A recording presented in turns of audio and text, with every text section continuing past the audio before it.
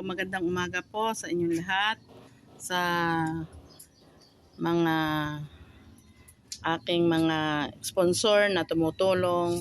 Ako po ay nagpapasalamat sa inyo at kahit po papano maliit ang aking channel ay meron pong tumutulong.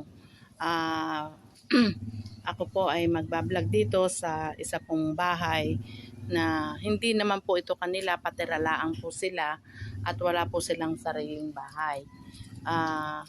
Ako po si Kaagapay Rim, ang inyo pong lingkod na tumutulong din po sa mahihirap na mga nai-vlog po namin dito. Ito po ang kanilang tinitirahan pero hindi po naman ito sarili nilang bahay at ito po ay patira lang sila.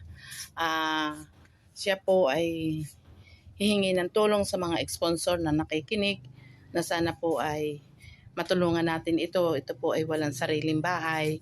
Kung hindi ito po ang kanilang tinitirahan, kitang-kita naman po ninyo, ang dingding po ay kawayan laang. Halos po makitahan na sila dito dahil ito po yung kanilang tinitirahan laang at nakikitira po sila. Wala po silang sariling lupa. Sana po matulungan natin itong mga sponsor na handang tumulong sa mga taong mahihirap. Lalo na po sa ibang bansa, mga sponsor na tumutulong sa mga mahihirap, na mga dukha, ay matulungan po natin siya. Ano pong pangalan ninyo? Annalyn po. Ano pong buong pangalan ninyo? Yung ipilit. Ang buo ko pong pangalan, ang palayaw ko po Annalyn. Pero totoo kong pangalan, Jean Lidis Mabisario po. Ayun po. Si ate po ay dito po nakatira din sa Siquio-Niogan, Padre Garcia, Batangas.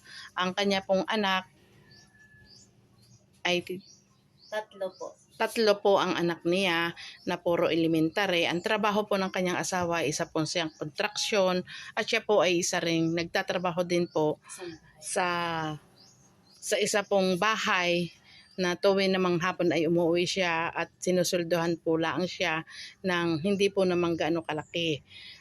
Nagkakasya po sa kanilang pangbili ng bigas at pangulam po. Ang kulang po nila ay talaga ay ang makauwi siya sa kanilang lugar. Saan nga kayo sa inyo?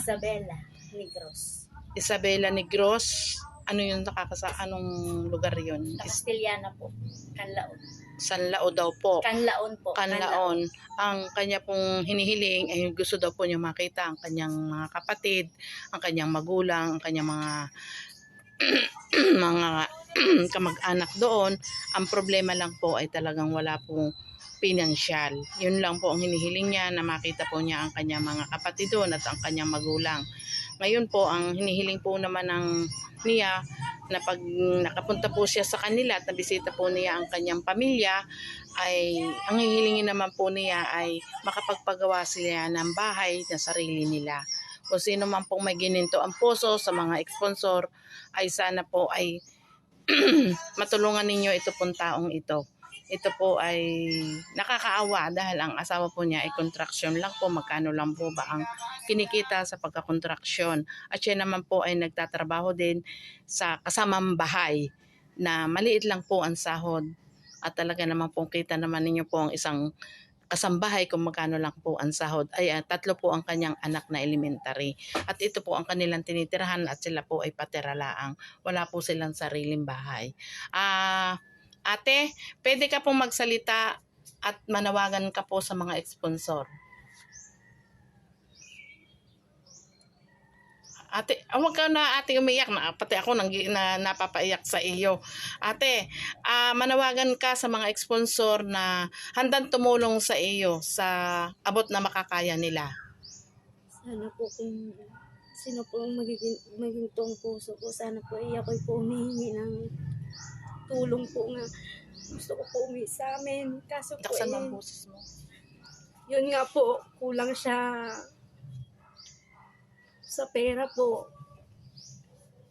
Sabi may makauwi ka, makita mo ang pamilya mo. Gusto ko po umuwi, makikita ko yung mga kapatid ko. 32 years na po kami hindi nagkita. Gusto ko po sila makita kasi namimiss ko na po sila.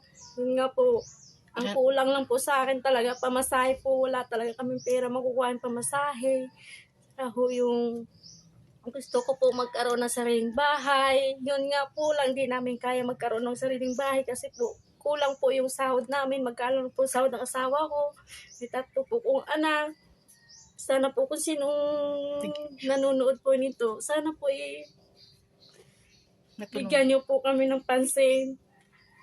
Sige pa, imi ka pa para maraming mag-viral ito. Pag ito ay nag-viral, marami ining tutulong sa iyo. Ako po ay napapaiyak din dahil siyempre po yung daing po ng tao. Kung ako nga lang po ay may kakayahan, talaga ang kakayahan ko lang po ay mag-vlog at tumulong po sa mga tao na makahanap ng sponsor. Sana po mapansin po ninyo ang kanyang hinaing, na makita po niya ang kanyang pamilya, na makauwi po siya sa kanila 2 years na po, di kami nakita. 32 years? Opo. Naku po, Diyos ko po. Ay, hayaan mo ining at ang mga sponsor na may gininto ang puso ay magpapadala sa iyo yung mga yan pag nag-viral ang ating na vlog. Ako nga po pala si Kaagapay Rim. Maraming salamat po sa inyo at sana po ay patnubayan kayo ng Panginoon Diyos sa inyo pong mga pagtulong, mga sponsor, at ako naman po ay hindi ninyo binibigo sa akin pong mga hinihiling sa inyo. Ito po at ako magpapaalam na, ang Kaagapay Rim. Nandito lang po ang aking FB. Makikita po ninyo at mapapansin po ninyo kung ano po ang dapat na inyong tulungan tao. Talagang nakakaawa po ito. Sige po, maraming salamat po. Ikaw, magpasalamat ka naman. Maraming salamat po sa inyo nanonood. Sana po marami pa kayo matutulungan katulad sa akin na problema. Papasok ito. Sige, tuloy. Sana po. Huwag ka nang umiyak, talagang matutulungan ka ining. Matutulungan ka, taloy ako nadadala sa pag-iyak mo. Matutulungan ka ining sa iyong hinaing. Maraming tutulong sa iyo. Sige, bye-bye. Ingat kayo dyan, mga sponsor. God bless you. Pagpalain kayo ng Panginoon.